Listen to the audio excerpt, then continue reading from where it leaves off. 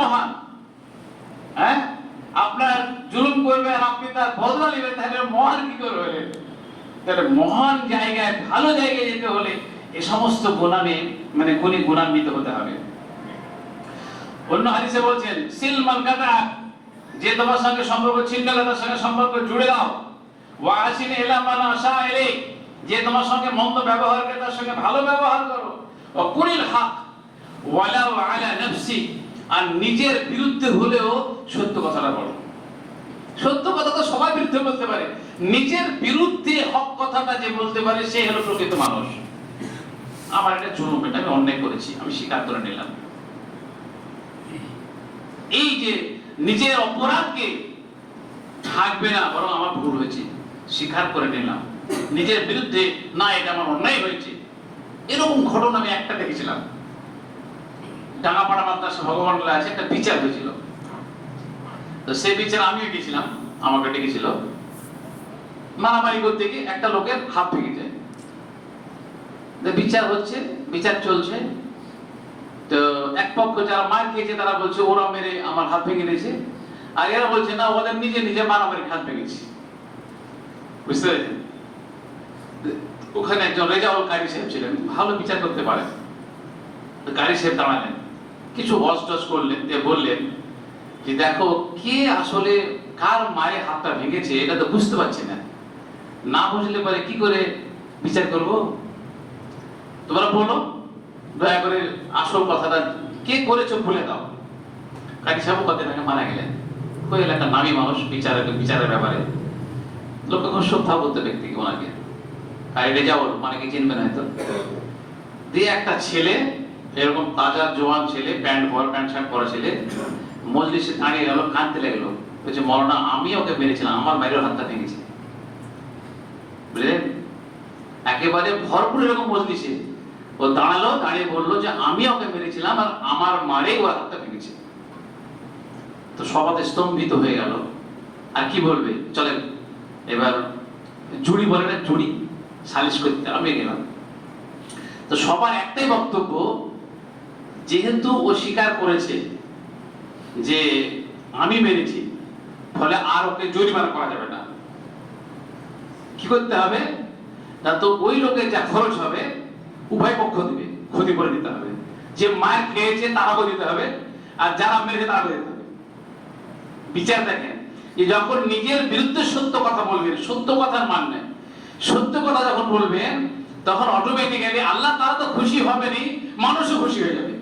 বিচার হাতে হলো 15,000 টাকা ক্ষতিপূরণ হলো, 7,500 দিল যারা মার খেয়েছে তারা, বলে সবের টাকা দিতে হবে, ঝামেলা তোমরা করেছো, আর 7,500 যারা মারলো। দেখি হলো বিচারটা হালকা হলো না, অনেক বেশি হালকা হয়ে গেল। তো নিজের বিরুদ্ধে সত্য কথা বলতে হবে। তো কিভাবে আপনাদের সম্পর্ক রাখবেন? কষ্টের মাঝেও আপনার করণীয় কি? নিয়ত পরিবর্তন করেন, আত্মীয়র খোঁজ খবর নিন, হ্যাঁ, আল্লাহ সন্তুষ্টির জন্য যোগাযোগটা ঠিকঠাক করে রাখুন, বিপদে পড়লে পাশে দাঁড়ান, ধৈর্য ধারণ করুন, নিকট আত্মীয়ের জন্য দোয়া করেন। আল্লাহ আমার ভাইয়ের সঙ্গে মিল করে দাও, আমার ভাই অন্যায় করছে, আমাকে ধৈর্য তৌফিক দান করো। আপনি যাচ্ছেন একদম মিশছে না, তাও আপনি দূরে থেকে হলো খোঁজ খবর নেন। হঠাৎ করে জ্বর হলে আবার দেখা করতে চলে যান, এই জ্বর হয়েছে, কেমন আছিস, কি ভালো কি বন্ধু। এইভাবে আপনি আপনার পক্ষ থেকে প্রাণপণ চেষ্টা করেন সম্পর্ককে বজায় রাখার, এটা আপনার কর্তব্য। ও করবে না, তার হিসাবও ভোগ করবে। আত্মীয়দের সঙ্গে সম্পর্ক রাখাকে আল্লাহ তাআলা বলেছেন বুদ্ধিমানদের বৈশিষ্ট্য। এটা বুদ্ধিমান যারা, আল্লাযীনা ইউফুনা বিআহদিল্লাহ ওয়া লা ইয়ানকুযুনা মিসাক ওয়াল্লাযীনা ইয়াসিলুনা মা আমারাল্লাহু বিহি, এবং যারা ওই সম্পর্ককে জুড়ে যে সম্পর্ক আল্লাহ তাআলা জুড়তে বলেছেন, এটা হলো বুদ্ধিমানদের একটি বৈশিষ্ট্য। ছোট ভাইদের স্নেহ করবেন, যারা ছোট ভাই তারা বড়দেরকে সম্মান করবেন। এই দিনই মজলিসে শুধু একাই না, নিজের ভাই বোনকে দাওয়াত দিতে হবে, এটা একটা তাদের কর্তব্য, অধিকার।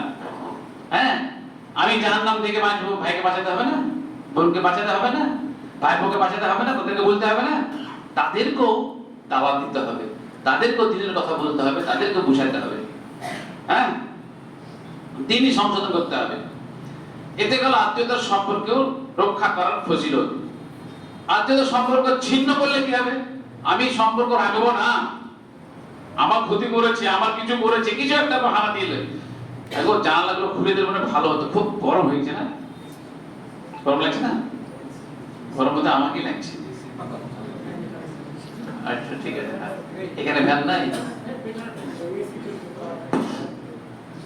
আচ্ছা, তো আত্মীয়তার সম্পর্ক ছিন্ন করা হচ্ছে কাবিরা গুনাহ, ছোটখাটো গুনাহ না, কাবিরা গুনাহ। আত্মীয়তার সম্পর্ক ছিন্ন করলে আল্লাহ তাআলা তার প্রতি লানত হবে, অভিশাপ নেমে আসবে। খুব গুরুত্বপূর্ণ একটি হাদিস আছে, সেই হাদিসটা আপনাকে শোনাই।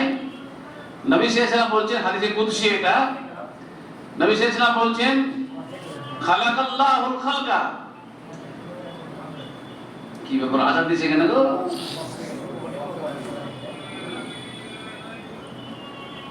হ্যাঁ, খালাকাল্লাহুল খালকা, আল্লাহ তাআলা সমস্ত সৃষ্টিকে সৃষ্টি করলেন। সৃষ্টি করা ফালাম্মা ফারাগা মিনহু কামাতির রহিম, সৃষ্টি করা যখন শেষ হলো তখন আত্মীয়তার সম্পর্ক উঠে দাঁড়ালো, নিকটাত্মীয়ের সম্পর্ক, ওটা তার সৃষ্টি উঠে দাঁড়ালো। ফাআখাযাত হাকবির রহমান, তো আত্মীয়তার সম্পর্ক আল্লাহ তাআলা আঁচল ধরে টানলো। আল্লাহ তাআলা বললেন, মা দাঁড়া দাঁড়া, ক্বালাত হাযা মাকামুল আইদ বিকা মিনাল কাতিয়া। তো আত্মীয়তার সম্পর্ক বলল, হে আল্লাহ, আমি তোমার কাছে এক্ষুনি এই মুহূর্তে এই সম্পর্ক ছিন্নকারীদের থেকে আশ্রয় চাইছি, তুমি আমাকে রক্ষা করো। আমাকে তুমি মানে না, আত্মীয়তার সম্পর্ক হয়ে যাবে, কিন্তু এরা যে ছিন্ন করবে, তো তুমি আমাকে পরিত্রাণ দাও, আমাকে বাঁচাও। তো আল্লাহ তাআলা বলেন, আল্লাহ তাআলা যাই না, তুমি কি রাজি নও এই মর্মে কে আনা আসেলা মান ওয়াসালা, যে তোমার সঙ্গে সম্পর্ক রাখবে, মানে আত্মীয়তার সম্পর্কে জুড়ে রাখবে, তাকে আমি জুড়ে রাখবো, কাছে রাখবো। আর যে তোমার সঙ্গে সম্পর্ক ছিন্ন করবে, আমিও তার সঙ্গে সম্পর্ক ছিন্ন করব। আল্লাহ তাআলা কোন মানুষ যদি আত্মীয়তার সম্পর্কে দুনিয়াবি স্বার্থের জন্য ছিন্ন করে, ভাইয়ের সঙ্গে, বোনের সঙ্গে, অন্য কোন আত্মীয়ের সঙ্গে সম্পর্ক না রাখে, তো এর বদলে আল্লাহ তাআলা তাকে অভিশাপ দেন এবং আল্লাহ তাআলা সম্পর্ক ছিন্ন করেন। তো আল্লাহ সম্পর্ক ছিন্ন করলে আপনার স্থান কোথায় হবে? কোথায় হবে? ভয়ানক জায়গা হবে না?